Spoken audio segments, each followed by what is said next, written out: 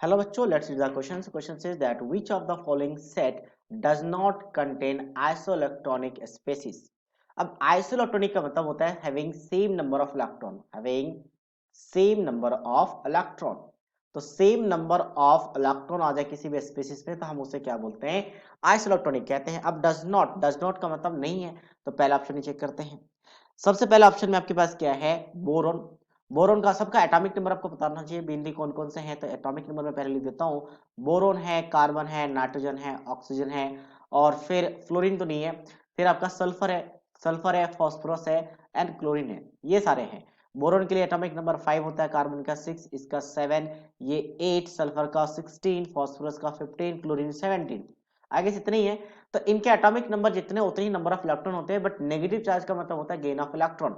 तो बोरोन के लिए कितना हो जाएगा? अब ये हम एक काम करते हैं, डायरेक्टली ऐड कर लेते हैं पहले मॉलिक्यूल्स के लिए. फर्स्ट मॉलिक्यूल्स के लिए कितना आएगा? हम ऐसा लिख देते हैं फर्स्ट सेकंड थर्ड.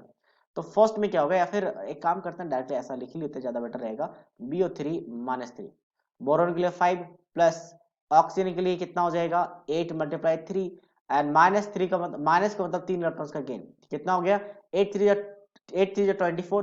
तो 24 प्लस ऑफ 8, 24 प्लस 8 कितना बन जाएगा? 32 इलेक्ट्रॉन्स बन जाएंगे. नेक्स्ट हम बात करते हैं आपका CO3-2 का. तो कार्बन कितने आपका 6 है, ऑक्सीजन के लिए 8 इंटू 3 और यहाँ पे +2. फिर से 24 प्लस 8 कितना बन गया? 32 बन गया.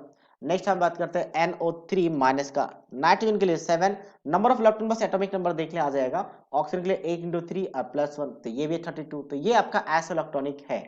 हमें आइसोइलेक्ट्रॉनिक वाले कंपाउंड नहीं चाहिए, वो जो आइसोइलेक्ट्रॉनिक नहीं है.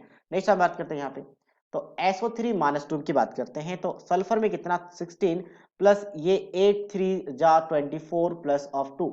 तो ये क्या हो जाएगा आपके पास? 24 प्लस 16. तो 24 प्लस 16 अगर हम ऐड करेंगे तो कितना हो जाएगा? 40 हो जाएगा. 40 प्लस 2 42 हो गया. नेक्स्ट हम बात करते हैं CO3-2. अभी अभी हमने निकाला, ये 32 है, तो आइसोइलेक्ट्रॉनिक नहीं है, आगे चेक करने की जरूरत नहीं है, तो ये आइसोइलेक्ट्रॉनिक नहीं है. नेक्स्ट हम बात करते हैं सी, ऑप्शन CN नेगेटिव. CN यानी कि कार्बन में 6, नाइट्रोजन में 7 प्लस नेगेटिव का मतलब +1. नेगेटिव का मतलब होता है गेन ऑफ इलेक्ट्रॉन. तो कितना हो जाएगा टोटल? यहाँ पे 14 आ जाएगा. N2, एक नाइट्रोजन में 7, तो 2 में कितना हो जाएगा? 14. अब क्या है आपका? C2-2. तो एक कार्बन में 6, 2 में 12 और माइनस का मतलब 2 ऐड कर दे तो 14. तो ये भी आइसोइलेक्ट्रॉनिक है. ठीक है. नेक्स्ट हम डी की बात करते हैं. PO4-3, फॉस्फोरस में 15 plus 4 times of 8 32 plus of 3. Total add करके कितना आ जाएगा? टोटल ऐड करने के बाद ये आ जाएगा नंबर ऑफ इलेक्ट्रॉन 50. नेक्स्ट हम बात करते हैं SO4-2. तो सल्फर के लिए 16, फिर आपका 4 8 मल्टीप्लाई 4, ये तो सेम है, और +2. तो ये आपका दोनों ऐड करके देखो सेम है, इसका मतलब यहाँ पे भी 50 आएगा. नेक्स्ट आपका क्या है? ClO4-.